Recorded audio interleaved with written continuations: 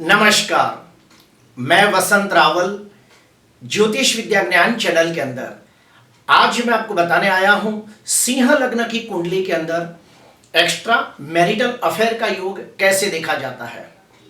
सिंह लग्न की कुंडली के अंदर आज मैं आपको 10 प्रकार के अलग अलग एक्स्ट्रा मैरिटल अफेयर के योग बताने आया हूं। तो आइए देखते हैं। सबसे पहला, जो व्यक्ति की कुंडली के अंदर यहां पे 5 नंबर लिखा हो तो समझ जाना कि सिंह लग्न की कुंडली है। और सिंह लग्न की कुंडली के अंदर शनि 6वें और 7वें भाव का स्वामी बनकर कुंडली का प्रबल मारक ग्रह बनता है। और सिंह लग्न की कुंडली के अंदर शनि की दृष्टि को बिल्कुल अच्छा नहीं मानते हैं। ये बात का विशेष ध्यान रखना है। पहला नियम शुरू करते हैं कि सिंह लग्न की कुंडली के अंदर शनि सप्तमाधिपति ग्रह बनकर 8वें या 12वें भाव में बैठा हो और कुंडली के अंदर शुक्र राहु की अंशात्मक युति पहले, तीसरे, चौथे, 7वें,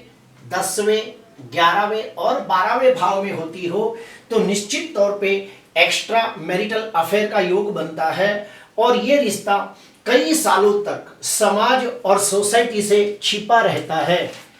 दूसरा नियम,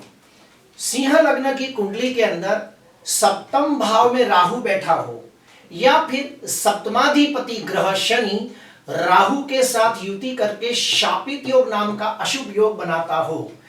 और कुंडली के अंदर शुक्र मंगल की अंशात्मक युति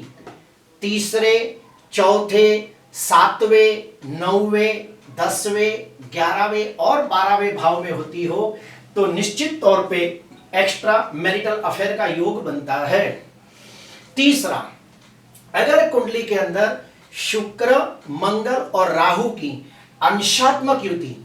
तीसरे, चौथे, 7वें, 10वें, 11वें और 12वें भाव में होती हो और उसके पर कुंडली का जो मारक ग्रह है शनि उसकी तीसरी, 7वीं या फिर 10वीं दृष्टि पड़ती हो तो व्यक्ति एक से अधिक व्यक्तियों के साथ एक्स्ट्रा मैरिटल अफेयर का योग बनाता है। चौथा नियम,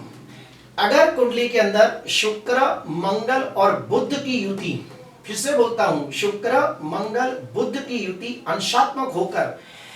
तीसरे, चौथे, 7वें, 10वें, 11वें और 12वें भाव में होती हो और उसके पर कुंडली का मारक ग्रह शनि अपनी तीसरी, 7वीं या 10वीं दृष्टि डालता हो तो ऐसे व्यक्ति अड़ोस पड़ोस में रहती व्यक्ति के साथ एक्स्ट्रा मैरिटल अफेयर का योग बनाते हैं या फिर अपने से छोटी उम्र की व्यक्ति के साथ एक्स्ट्रा मैरिटल अफेयर का योग बनाते हैं।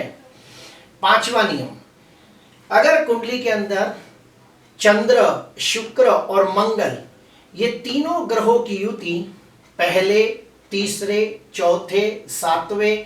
9वें, 11वें और 12वें भाव में होती हो और उसके पर मारक ग्रह शनि की तीसरी, 7वीं या 10वीं दृष्टि पड़ती हो तो ऐसे व्यक्ति भी एक से ज्यादा व्यक्तियों के साथ एक्स्ट्रा मैरिटल अफेयर का योग बनाते हैं। लेकिन इस योग का अंजाम अच्छा नहीं होता और व्यक्ति को समाज के अंदर बदनामी, दुख, कष्ट ये सब चीजों का सामना करना पड़ता है। छठवां नियम, अगर कुंडली के अंदर शुक्र, मंगल और शनि, ध्यान से सुनना, कुंडली के अंदर शुक्र, मंगल और शनि ये तीनों ग्रहों की युति तीसरे, चौथे, 7वें, 9वें, 10वें, 11वें और 12वें भाव में होती हो और लग्नाधिपति ग्रह सूर्य 6वें, 8वें या 12वें भाव में बलहीन होता हो तो भी ऐसे व्यक्ति के जीवन में एक से ज्यादा व्यक्तियों के साथ एक्स्ट्रा मैरिटल अफेयर का योग बनता है और जिस व्यक्ति के साथ एक्स्ट्रा मैरिटल अफेयर का योग बनता है ज्यादातर वो व्यक्ति पर जाति की होती है या फिर बड़ी उम्र की होती है या फिर शादीशुदा व्यक्ति के साथ एक्स्ट्रा मैरिटल अफेयर का योग बनता है। सातवां नियम, अगर कुंडली के अंदर शुक्र, बुध और शनि ये तीनों ग्रहों की युति तीसरे, चौथे, 7वें, 9वें, 10वें, 11वें और 12वें भाव में होती हो और उसके पर राहु की वक्री 5वीं, 7वीं या 9वीं दृष्टि पड़ती हो तो ऐसे व्यक्ति के जीवन में विवाह के पहले जो उसके मित्र थे या फिर विवाह के पहले किसी से प्यार हुआ हो, ऐसी कोई व्यक्ति शादी के बाद उनके लाइफ में फिर से आती है और उनके साथ उनका एक्स्ट्रा मैरिटल अफेयर का योग बनता है। 8वां नियम, अगर कुंडली के अंदर चंद्र, शुक्र, मंगल और राहु की युति तीसरे, चौथे, 7वें, 9वें, 10वें, 11वें और 12वें भाव में होती हो और उसके पर कुंडली के मारक ग्रह शनि की तीसरी, 7वीं या 10वीं दृष्टि पड़ती हो, तो ऐसे व्यक्ति का, जिस व्यक्ति से एक्स्ट्रा मैरिटल अफेयर का योग बनता है, वो व्यक्ति धनवान, प्रतिष्ठित, नामचीन कलाकार या फिर समाज में प्रसिद्ध व्यक्ति होता है और ऐसे कोई नामचीन व्यक्ति के साथ उसका एक्स्ट्रा मैरिटल अफेयर का योग बनता है। 9वां नियम, अगर कुंडली के अंदर लग्नाधिपति सूर्य, पंचमाधिपति गुरु और सप्तमाधिपति शनि, ये तीनों कुंडली के ग्रह अगर द्विस्वभावी राशि में बैठे हो और कुंडली के अंदर शुक्र पाप ग्रहों से द्रष्ट या पाप ग्रहों से पीड़ित होता हो, तो निश्चित तौर पे एक्स्ट्रा मैरिटल अफेयर का योग बनता है। और आखिरी 10वां नियम, अगर कुंडली के अंदर चंद्र, शुक्र, मंगल, शनि, राहु, ये 5 ग्रह एक साथ युति करके तीसरे, चौथे, 7वें, 9वें, 10वें, 11वें या 12वें भाव में हो और कुंडली का लग्नाधिपति ग्रह 6वें, 8वें, 12वें भाव में पीड़ित होता हो, तो निश्चित तौर पे एक्स्ट्रा मैरिटल अफेयर का योग बनता है। और मैं आपको डीप में लेके जाऊंगा और समझाऊंगा कि प्रेडिक्शन करते समय कुछ खास बातों का विशेष ध्यान देना होता है। जन्म कुंडली में जो योग बन रहे हैं, क्या वही योग चलित कुंडली में भी बन रहे हैं या नहीं, ये देखना बहुत आवश्यक है। काफी बार ऐसा होता है कि जन्म कुंडली के अंदर 2 ग्रह साथ में दिखते हैं, लेकिन चलित कुंडली के अंदर वो दोनों ग्रह अलग हो जाते हैं, तो इस योग को कमजोर योग माना जाएगा। ठीक उसी प्रकार दूसरी चीज है कि जन्म कुंडली में जो योग बन रहे हैं, क्या वैसे ही योग नवमांश कुंडली में भी बन रहे हैं या नहीं। अगर जन्म कुंडली के साथ साथ नवमांश कुंडली में भी ऐसे योग बनते हैं, तो समझ जाना इस योग की प्रबलता बहुत ज्यादा बढ़ जाती है। आखिरी, इन योगों का फल कब मिलता है, तो जो ग्रह ये योग बनाते हैं, उन ग्रहों की महादशा, अंतर्दशा, प्रत्यंत दशा के अंदर उसका फल मिलता है।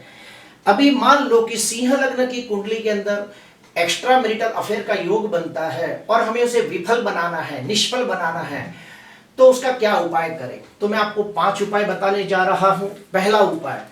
कुंडली का लग्नाधिपति सूर्य का रत्न माणिक पहने, पंचमाधिपति गुरु का रत्न पुष्कराज पहने, भाग्याधिपति मंगल का रत्न मूंगा पहने। यानी कि माणिक, पुखराज और मूंगा ये रत्न पहने, लेकिन उसमें एक शर्त है कि ये तीनों ग्रह नीच राशि में निर्बल नहीं होने चाहिए और 6वें, 8वें, 12वें भाव में पीड़ित नहीं होने चाहिए। दूसरा, मंगलवार के दिन हनुमान चालीसा का 11 बार पाठ करें। तीसरा, सप्तशती का पाठ करें, यानी कि माता दुर्गा की पूजा, आराधना और अनुष्ठान करें। चौथा, सोमवार के दिन शिव मंदिर जाकर दूध और पानी को मिलाकर रुद्राभिषेक करते हुए लिंगाष्टकम, शिवाष्टकम, बिल्वाष्टकम, रुद्राष्टकम जैसे स्तोत्र का पठन करें या फिर किसी कर्मकांडी विद्वान ब्राह्मण के हाथों से रुद्राभिषेक करवाएं। आखिरी उपाय, अगर पति हो तो अपनी ही पत्नी के साथ पुनर्विवाह करें, अगर पत्नी हो तो अपने ही पति के साथ पुनर्विवाह करें, लेकिन ये विधि किसी मंदिर में जाकर करें और उस दिन शादी का मुहूर्त होना अति आवश्यक है। तो किसी पवित्र मंदिर में जाके शादी के मुहूर्त के दिन कर्मकांडी विद्वान ब्राह्मण के हाथों से पुनर्विवाह की विधि करनी चाहिए। ये सारे उपाय करने से एक्स्ट्रा मैरिटल अफेयर का योग टल जाता है और पति पत्नी अपना जीवन आराम से सुखदायी व्यतीत कर सकते हैं। प्रिय दर्शकों, आज के लिए इतना ही। आपको अच्छा लगा हो तो जरूर लाइक करना, सब्सक्राइब करना। नमस्कार।